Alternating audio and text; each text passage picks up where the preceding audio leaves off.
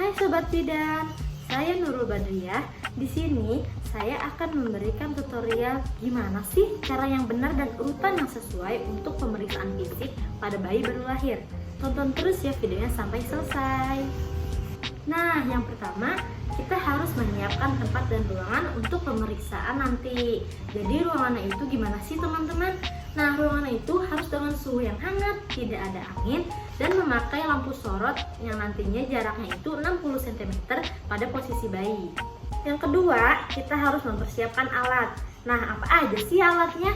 Jadi, alatnya itu ada set pakaian bayi lengkap, lalu ada sarung tangan bersih, termometer, pen light, stetoskop, timbangan berat badan bayi, pengukur tinggi badan bayi, atau juga bisa memakai metlin nih teman-teman, obat salep mata, neoka, hepatitis B, dan sprit 1 cc. Sebelum kita mulai, kita juga harus mempersiapkan tempat yang datar, tidak terlalu keras dan tidak terlalu empuk. Setelah itu kita mempersiapkan diri dan siap-siap untuk membersihkan diri. Jangan lupa teman-teman, sebelum memulai pemeriksaan fisik kita harus mencuci tangan terlebih dahulu dengan 6 langkah. Nah, setelah mencuci tangan, jangan lupa dikeringkan ya teman-teman. Setelah itu, kita harus memakai alat pelindung diri. Contohnya bisa memakai gaun, celemek atau apron, dan sarung tangan steril.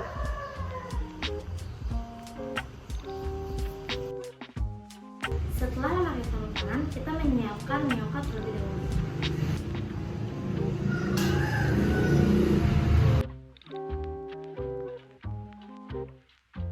Lanjut, kita menggunakan sarung tangan kedua. Nah, setelah memeriksa alat dan menggunakan APD, kita harus menginform konsen terlebih dahulu kepada ibu si bayi. Sebelum kita memulai pemeriksaan fisik pada bayi baru lahir, kita harus melihat kondisi umum bayi tersebut terlebih dahulu. Apakah bayi tersebut kulitnya kemerahan, bergerak aktif, menangis pada saat persalinan, apakah berat bayi tersebut lebih dari 2.500 gram dan kurang dari 4.000 gram, dan cukup bulan. Setelah kondisi bayi stabil, kita bisa memulai pemeriksaan fisik. Yang pertama, kita memeriksa tanda-tanda vital pada bayi menggunakan termometer untuk mengecek suhu. Sambil menunggu hasil dari pengecekan suhu, kita bisa menghitung jumlah pernapasan bayi, bunyi pernapasan bayi, denyut jantung, dan irama jantung. Pernapasan yang normal 30-60 kali dalam 1 menit. Nah, alhamdulillah dedenya pernapasannya normal ya, 40 kali. Setelah itu kita memeriksa denyut jantung. Bunyi jantung bayi yang normal berbunyi lutut atau tasikulasi. Wah, hasil suhunya sudah keluar teman-teman. Hasilnya 36,7. Normal ya dek. Setelah memeriksa tanda-tanda vital pada bayi, kita melanjutkan pemeriksaan pada bagian kepala bayi. Yang pertama, kita lihat apakah bayi tersebut memiliki caput sisium atau memiliki sefalohematoma. Kita lihat juga apakah kelihatan kepala bayi ini mikrosefalus atau makrosefalus.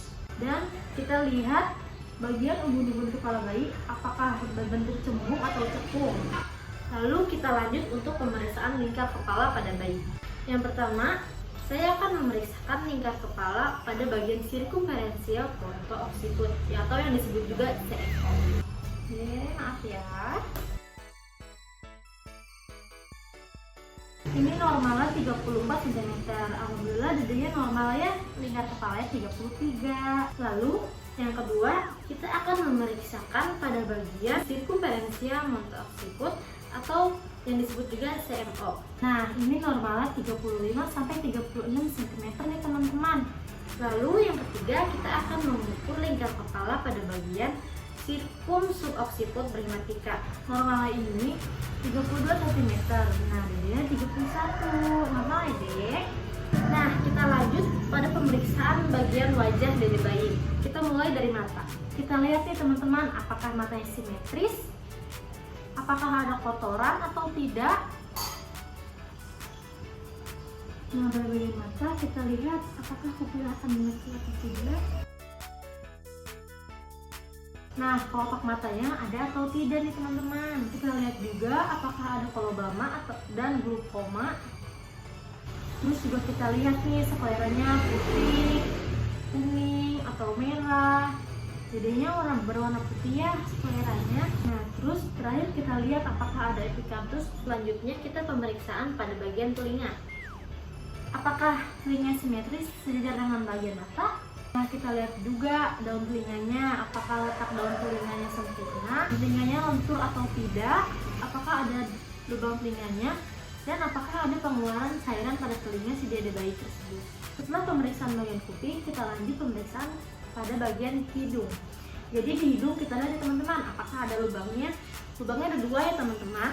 Terus juga kita harus lihat apakah ada pernapasan cuping hidung. Lalu kita lihat apakah ada sekret yang keluar atau tidak. Tidak ada ya deh ya. Nah, setelah itu kita lanjut ke bagian mulut dan bibir pada bayi. Jadi kita lihat apakah warna bibir bayi sianosis atau tidak, lalu simetris atau tidak. Kita lihat ya teman-teman, apakah ada labiosisis atau sumbing pada bagian bibir. Kita lihat apakah ada genatosis atau sumbing pada bagian gusi. Dan kita lihat apakah ada palatosisis, yaitu sumbing pada bagian langit-langit. Nah, yang terakhir kita lihat ya teman-teman, apakah ada labiogenatopalatosisis atau sumbing dari mulut lalu ke gusi dan ke langit-langit. Setelah itu kita periksa pada bagian lidah bayi, apakah sianosis atau tidak. Lalu kita lihat lidahnya tebal atau tidak, ada tonguiti atau tidak, apakah bercabang, pendek atau panjang. Itu kita lihat juga apakah ada ranula, dan kita lihat pada bagian gusi apakah sianosis atau tidak. Pertama, refleks rooting atau mencari. Kita letakkan jari telunjuk kita di dekat mulut bayi. Apakah bayi tersebut akan mencari? Yang kedua, refleks sucking atau menghisap. Jadi kita letakkan jari telunjuk kita ke mulut bayi. Apakah bayi tersebut akan menghisap atau tidak nih teman-teman. Dan yang terakhir ada refleks swallowing atau refleks menelan. Nah, setelah bagian mulut dan bibir selesai, kita lanjut ke bagian leher nih teman-teman. Kita lihat apakah ada pembekakan kelenjar tiroid, apakah ada lipatan kulit yang berlebih. Maaf ya deh, lihat dulu. Kita lihat apakah ada pergerakan untuk menengok kanan dan ke kiri. Nah, kita lihat apakah ada refleks langit-langit. Nah, setelah itu kita lanjut ke bagian bahu. Nah, kita lihat apakah ada fraktur atau patah pada bagian bahu. Dan kita lihat apakah ada paralisis plexus brachialis pada bayi. Terus kita lihat juga apakah ada kelainan atau kelainan bentuk pada tangan bayi. Tidak ada ya deh ya. Nah, setelah itu kita pindah ke bagian ekstremitas atas. Kita lihat apakah simetris atau tidak. Kita lihat jumlah jari-jari tersebut apakah lengkap atau tidak. Nah, kalau misalkan jarinya kurang berarti namanya adaktili. Kalau misalkan jarinya berlebih itu namanya polidaktili. Nah, sedangkan kalau misalkan jarinya rempet itu namanya sinaktili. Apakah ada refleks morok atau refleks kaget dengan cara mengagetkan bayi? Wah, jadinya kaget. Nah, setelah itu kita lihat apakah ada parangesia kuku. Terus juga kita lihat nih apakah jumlah garis tangannya lebih dari 1. Nah, dari bagian ekstremitas atas kita pindah ke bagian dada. Nah, di bagian dada kita lihat apakah ada tarikan atau retraksi, dan kita lihat apakah ada nodul. Terus kita lihat juga nih tulang rusuknya, apakah menyerupai dada burung atau tidak. Dan terakhir kita mengukur lingkar dada. Lingkar dada yang normal ini 34 sampai 36 cm. Nah, dadanya 35. Setelah pada bagian dada, kita pindah ke bagian abdomen. Nah, pada bagian perut ini kita lihat nih perutnya bulat atau tidak, cembung atau tidak. Terus kita lihat bagian tali-tali pusat apakah ada pengeluaran darah atau nanah. Terus juga kita lihat nih apakah ada hernia umbilikal. Kita lihat juga apakah ada hernia inguinalis. Nah, yang terakhir kita periksa di sinus.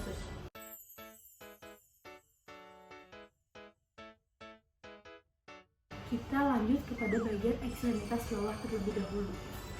Jadi apa aja sih yang diperiksa pada bagian ekstremitas bawah? Kita lihat apakah kaki bayi tersebut simetris atau tidak. Terus bentuknya juga apakah menyerupai X atau O. Kita lihat jari-jarinya jumlahnya lengkap atau tidak. Terus pada bagian telapak Kita lihat apakah garisnya lebih dari satu. Lanjut, kita lihat apakah ada pergerakan pada kaki bayi tersebut. Di bagian ekstremitas bawah juga ada yang namanya pengecekan refleks. Yang pertama ada refleks Babinski dan refleks tapping. Jadi refleks Babinski ini kita coba gerakan lembut pada telapak kaki bayi. Apakah bayi tersebut akan terangsang atau tidak, atau merasakan beri ya.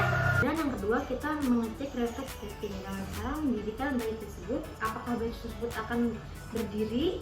Selanjutnya dari ekstremitas bawah kita lihat nih bagian genitalia bayi. Pemeriksaan pada genitalia perempuan ini kita lihat apakah ada lubang vaginanya, apakah ada lubang uretra, apakah ada labia minor dan labia mayor, apakah ada sekret vagina atau pengeluaran cairan dari vagina. Nah, setelah dari pemeriksaan genitalia, kita lihat pada bagian punggung. Nah, pada bagian punggung kita lihat apakah ada medula spinalis atau bercak lekukan kecil berambut pada bagian punggung. Nah, terus juga kita lihat apakah ada spina bifida atau benjolan pada punggung bayi. Setelah itu, kita lihat pada bagian anus. Maaf ya dek, apakah ada lubangnya atau ada pengeluaran mekonium. Yang terakhir kita lihat pada bagian kulit, apakah terlihat ada vernix atau cili-cili, apakah ada bulu-bulu halus atau lamingo, dan yang terakhir apakah ada ikterus pada bagian pelipis bayi. Dan kita lanjut kepada penimbangan berat badan. Sebelum penimbangan berat badan, kita cek terlebih dahulu apakah angkanya sudah tepat di angka 0. Kita lepaskan bedengan bayi. Normal itu 2.500 sampai 4.000 gram. Nah, Dedek beratnya 3.000 gram. Setelah penimbangan berat badan, kita lanjut dengan pengukuran tinggi badan bayi. Nah, tinggi badan bayi normal itu 45 sampai 52. Setelah itu, kita berikan salam mata kepada bayi. Sebelumnya, kita harus membersihkannya terlebih dahulu menggunakan kasar steril.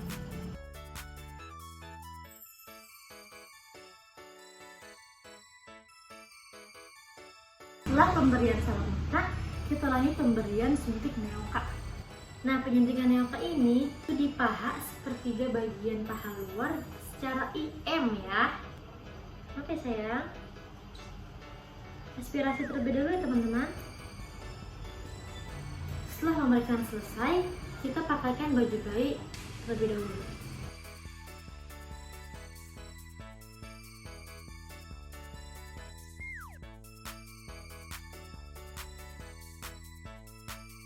Nah, setelah dipakaikan baju, kita berikan kepada ibunya kembali dan jangan lupa memberikan pankes ya teman-teman. Nah teman-teman, setelah memberikan pankes dan konseling tentang cara pemberian ASI, cara menjaga kehangatan bayi, dan cara perawatan tali pusat.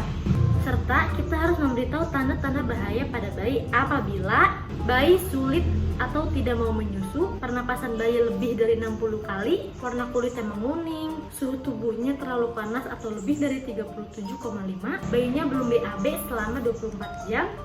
Nah, jika bayi mengalami salah satu tanda bahaya tersebut, harus segera dirujuk nih teman-teman. Terus setelah pemeriksaan fisik pada bayi, sejam kemudian jangan lupa teman-teman kita harus memberikan HB0.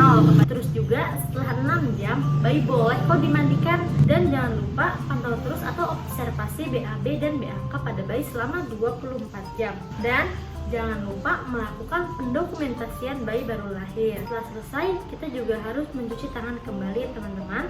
Nah, saya sudah bersih-bersih dan sudah merapikan alat. Terima kasih sudah menonton, semoga bermanfaat.